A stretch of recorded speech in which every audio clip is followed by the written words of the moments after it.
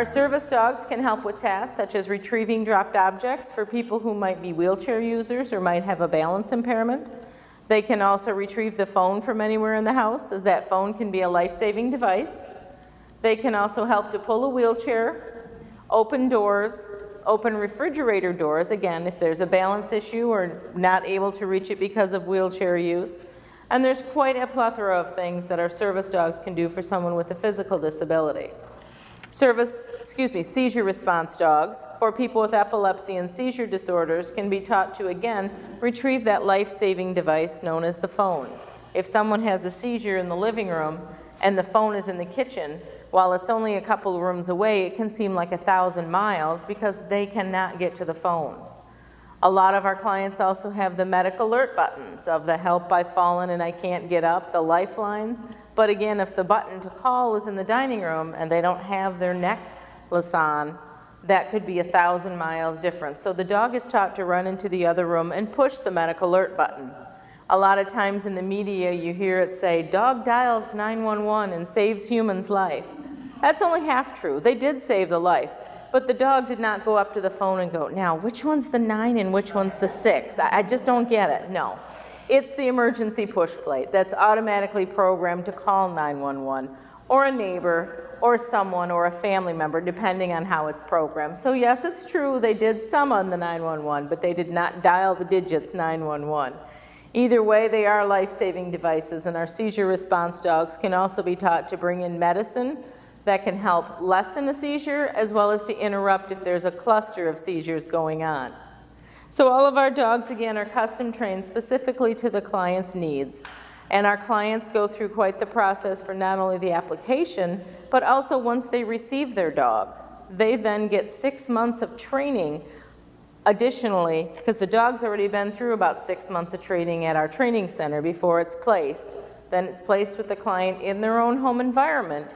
And then that client works with one of our trainers for 6 months with the dog so they can become a successful team. We don't just hand them the leash and say, bye-bye, good luck. No. 80% of our clients have never owned a pet dog before, not to mention have never had a service dog. So we need to start with the basics. Dog Care 101. How do you know if the dog has to go to the bathroom? How much does a dog eat per day? How much should a dog eat per day? How do I take care of my dog medically? How do I groom my dog? We start with the basics and we give them all the information that they need. Then they begin to get into the training aspect of it, where they learn the tasks that the dog was trained specifically for them. They learn those in the home environment, and then they graduate to going outside, to pet stores, to local places, college campuses, libraries, work environments, wherever their daily life takes them. The field trainer goes with them, so the dog learns their environment as well.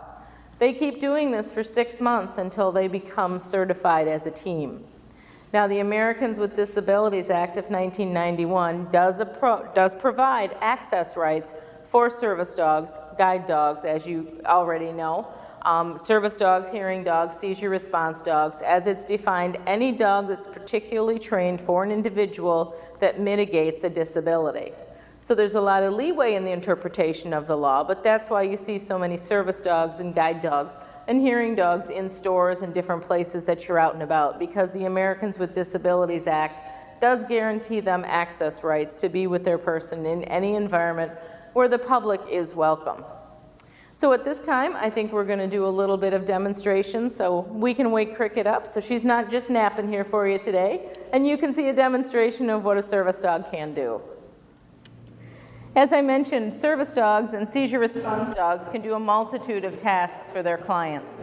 Some of the things that we are going to show you today is things that Cricket was originally trained for as a seizure response dog, and things that we've also taught her for service dog work as a demonstrator as well.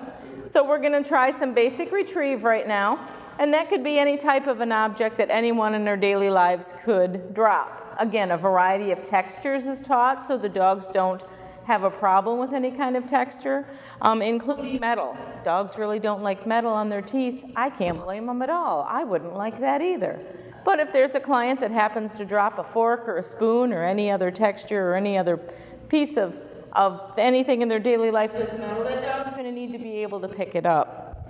On our retrieval process, the way that we train this is called back chaining, and we basically build on what our volunteer raisers have already taught our dogs.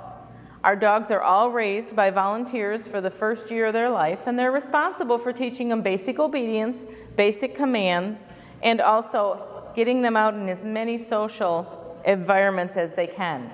So sometimes when you're out at the store or the movies or the park, you could see little puppies with a cape. Those dogs are in training. They might look like they're having a great day frolicking in the park, but they're actually getting used to the multitude of stimuli that are in a park, about basically squirrels, birds, anything that could be in the park that's off limits to them, they're learning how to ignore it.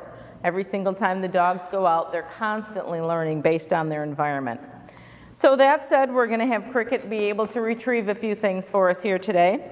Are you ready? Let's go. Take it, please. Bring it here. Good girl. She's bringing me a glove. Material, that could be anything. That could be a sock. That could be a piece that I've dropped. In just a minute, I'll show you how she takes off my sweatshirt as well. But again, that material taste in her mouth, she has to learn that it's okay and it's something that she's going to do in life. Go ahead, take it. Bring it back. Bring it back. Hold it. Yes, good girl. You'll notice she almost came over and dropped it immediately. Because she does so many presentations, it's very routine for her. So every once in a while, we'll trip it up a little bit. We'll make her go back to her training and remember, oh, it's not just pick it up and drop it. I have to hold this in between. And again, those are 3 separate commands that we stack on top of each other, that we back chain to get the final result of her having retrieved that pen for me. Leave it. Take it.